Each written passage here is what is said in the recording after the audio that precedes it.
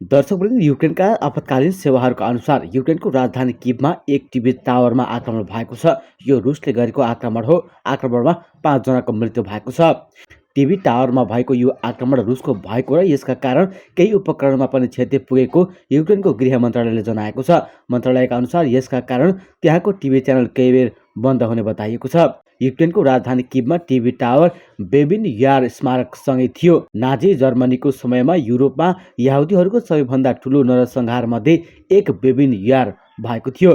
त्यसैको सम्झनामा यो ठाउँमा स्मारक बनाइएको थियो।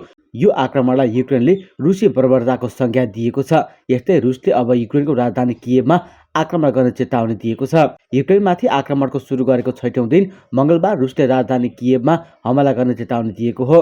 रुसी चेतावनीमा किएभ लक्षित हमला गर्ने भनिएको बीबीसीले जनाएको छ। समाचारमा किएभतर्फ रुसी बख्तरबन्दका गाडीको लामो लस्कर लागेको तस्बिर पनि सार्वजनिक भएका छन्। रुसले लगातार आक्रमण गरिरहेको छ।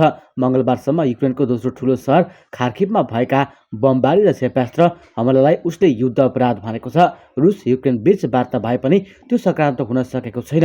यी दुई देश बीचको विवादले विश्व दुई ध्रुवमा विभाजित भएको छ। युक्रेनको ठूलो दोस्रो सहर खार्किभमा दर्जनौं मानिसको ज्यान जाने गरी बमबारी मंगलबारदेखि सुरु भएको खबर आएका छन्। खार्किभमा गरिएको बमबारीलाई युक्रेनका राष्ट्रपति भ्लादिमिर जेलेन्स्कीले युद्ध अपराध भनेका छन्। युक्रेनको विदेश मन्त्रालयले खार्किभको फ्रिडम स्क्वायरमा भएको विस्फोटनको भिडियो ट्विटर मार्फत सार्वजनिक गर्दै रुसी राष्ट्रपति भ्लादिमिर पुटिनलाई युद्ध अपराधको आरोप लगाएको छ। उनले रुसलाई बाँकी विश्वबाट अलग्याउन समेत आग्रह गरेका छन्। सोमबार रुसले गरेको बम आक्रमणमा परि 3 बालबालिका सहित 9 गैर सैनिकको ज्यान गइसकेको अन्तर्राष्ट्रिय सञ्चार माध्यमले जनाएका छन्। खार्किभमा रुसले पछिल्लो पटक क्षेपणास्त्र हमला गरेको थियो। सैनिकहरूलाई जानाजान निशानामा पारिएको त्यहाँका प्रत्यक्षदर्शीले बताएका छन्। जेलेन्स्कीले भने यो युद्ध अपराध हो। दर्जनौं प्रत्यक्षदर्शीहरूले दिएको विवरण अनुसार यो गल्तीले गरिएको आक्रमण नभई जानी गैर सैनिकलाई निशानामा पारिएको हो। रुसीहरूलाई उनीहरूले कहाँ आक्रमण गरिरहेका छन् भन्ने राम्रोसँग थाहा थियो। यस्तै युद्ध विरामका लागि युद्धरत रुस र युक्रेन बीच शान्ति वार्ता चलिरहँदा शक्ति राष्ट्र रुसले युक्रेनमाथिको आक्रमण झन तीव्र पारेको छ। अहिले दुवै मुलुकका सैनिकहरू बीच लडाईँ चलिरहेको छ।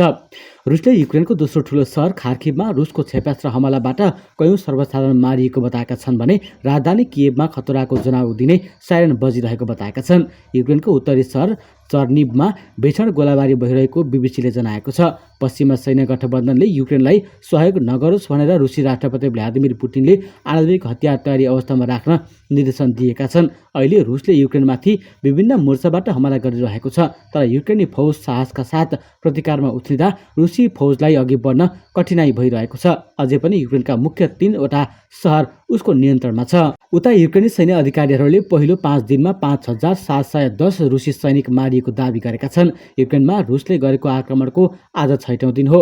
फेसबुकमा जारी गरिएको भिडियो सन्देशमा सेनाका प्रवक्ता युक्रेनी सेनाले 200 भन्दा बढी रुसी सैनिकलाई बन्दी बनाएको पनि दावी गरेका छन्। अधिकारीले 198 रुसी ट्याङ्क, 29 विमान, 846 बख्तरबन्द गाडी र 29 हेलिकप्टर पनि ध्वस्त पारिदिएको दावी गरेका छन्। यसको स्वतन्त्र रूपमा पनि पुष्टि भएको छैन। तर बेलायतको रक्षा मन्त्रालयले पनि युक्रेनमा भएको आक्रमणमा रुसी सेनालाई धेरै नोक्सान बेहोर्नु परेको समेत बताएका छन्। यसैबीच युक्रेनको राजधानी किएभमा रुसको सेनाले निर्णायक आक्रमणको तयारी गरेको छ।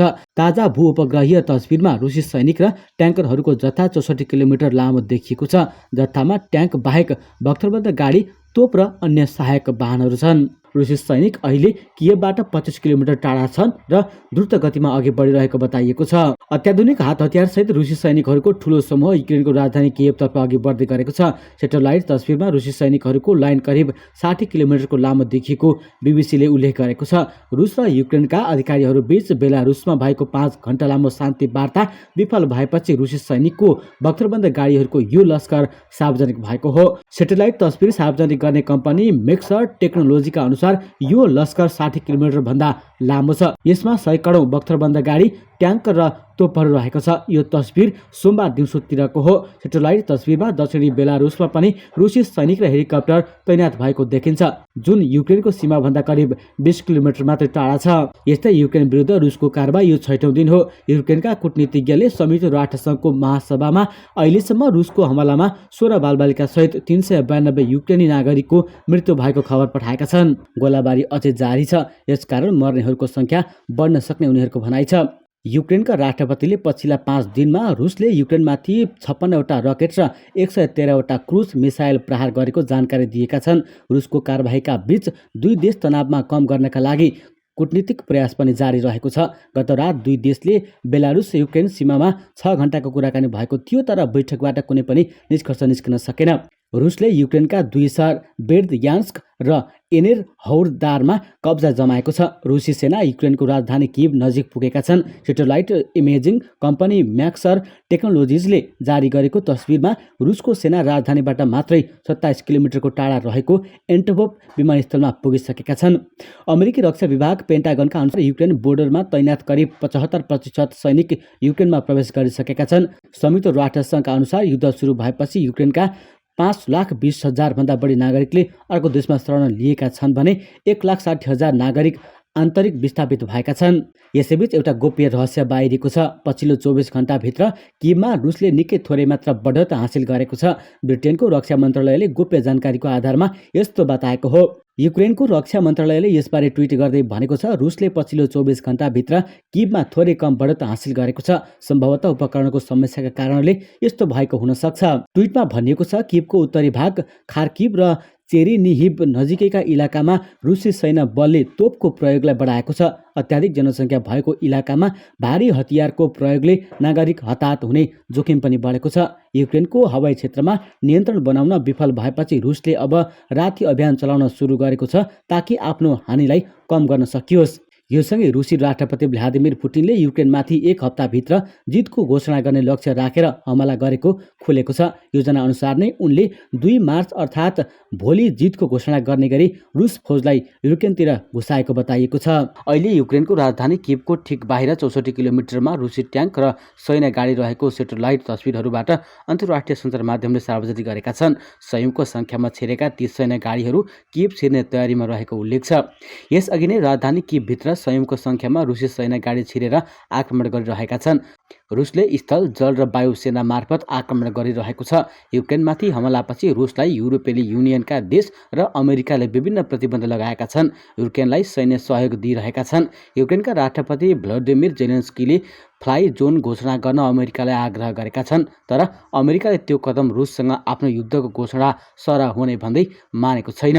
यस्तै अमेरिकाका लागि युक्रेनका राजदूतले अमेरिकी सांसदहरूलाई युद्धको 5औं दिन रुसले युक्रेन विरुद्ध युद्धमा एक प्रतिबन्धित थर्मोबैरिक हतियार प्रयोग गरेको जानकारी दिएका छन्। युक्रेनका राजदूतले भने रुसले आज भ्याकुम बमको प्रयोग गरेका छन्। यो जेनेभा कन्भेन्सन अन्तर्गत प्रतिबन्धित रहेको छ। यद्यपि यो दाबीको पुष्टि भने भएको छैन। थर्मोबैरिक हतियारमा परम्परागत गोला बारुद प्रयोग हुँदैन। यसमा उच्च दबाववाला विस्फोटक भरिएको हुन्छ। यसले शक्तिशाली विस्फोट गर्नका लागि आसपासको वातावरणको अक्सिजन सोच्ने गर्दछ।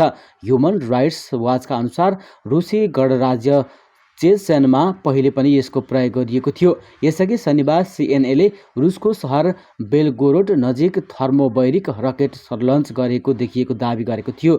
यसबीच युक्रेनका राष्ट्रपति भ्लोदिमिर जेलेन्स्कीले टेलिभिजनमा आफ्नो एक सम्बोधनमा 5 दिन रुसले युक्रेनमाथि 56 रकेट र 113 क्रुज मिसाइल प्रहार गरिसकेको दाबी गरेका थिए। जेलेन्स्कीले रुस विरुद्ध युक्रेनको लडाईँमा सामेल हुन इच्छुक विदेशीका लागि 1 मार्चबाट फ्री भिसाको अनुमति पनि दिने बताएका थिए। उता युद्धविराम गर्ने वार्ताबीच रुसी सेनाले युक्रेनमा हमला जारी राखेको छ। बीबीसीका अनुसार युक्रेनको दोस्रो ठूलो सहर खार्किभमा रुसको क्षेपणास्त्र हमलाबाट कयौं सर्वसाधारणले ज्यान गुमाएका छन्। अर्कोतर्फ राजधानी कियभमा खतराको जनाउ दिने साइरन फेरि बज्न थालेका छन्। उत्तरी सहर चर्निभमा भीषण गोलाबारी भइरहेको विवरण पनि आएका छन्।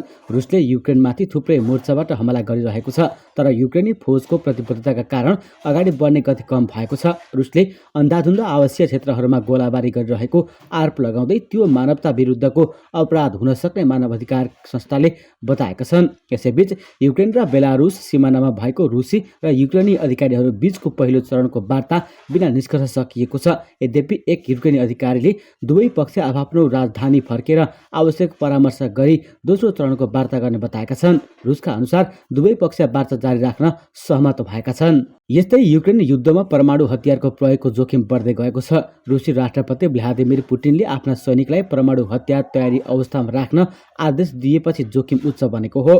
पुटिनको आदेश अनुसार रुसी सैनिकले परमाणु हतियार उच्च सतर्कता अवस्थामा राखेको अन्तर्राष्ट्रिय सञ्चार माध्यमले जनाएका छन्। रुसी गतिविधिले विश्वमा फेरि एकपटक भयावह विनाशको कारक बन्न सक्ने परमाणु हतियारको डर वास्तविक बनेको हो। रुसी राष्ट्रपति पुटिनले भने परमाणु हतियार उच्च सतर्क अवस्थामा राख्नुमा पश्चिमा देश दोषी रहेको आरोप लगाउँदै आएका छन्।